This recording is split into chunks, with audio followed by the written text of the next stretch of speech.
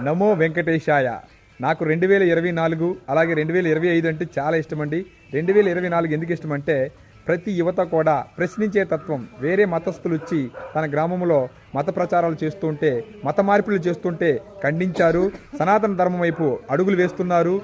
అలాగే ఈ 2025 కూడా ప్రతి ఒక్కరు కూడా ఎక్కడ అన్యాయం జరిగినా సరే ఎదిరిస్తున్నారు. అయితే నేను ముఖ్యంగా చెప్పేది ఏంటంటే మన మీద బతికి మనల్ని శాసించే స్థాయికి వాళ్ళు ఎదిగారు. అందుచేత వాళ్ళని అనగదొక్కాలి. అలాగే మనం కొద్ది రోజులు వాళ్ళ దగ్గర ఎటువంటి ఐటమ్స్ కొనకుండా, అది నాన్ వెజ్ కావచ్చు, అలాగే మంత్రాలు తంత్రాలు వేసి తావీదులు కడుతూ ఉంటారు, అలాగే షాపులు తెచ్చి దూపాలు వేస్తూ ఉంటారు. అలా మన మీద బతకకుండా మీరు ఉండగలరా? ఎందుకు ప్రశాంతంగా ఉండే హిందువుల్ని రెచ్చగొడుతున్నారు? జై శ్రీరామ్. ప్రతి ఒక్కరు కూడా మంచి మార్పు చెందారు. అదే ఉండాలి.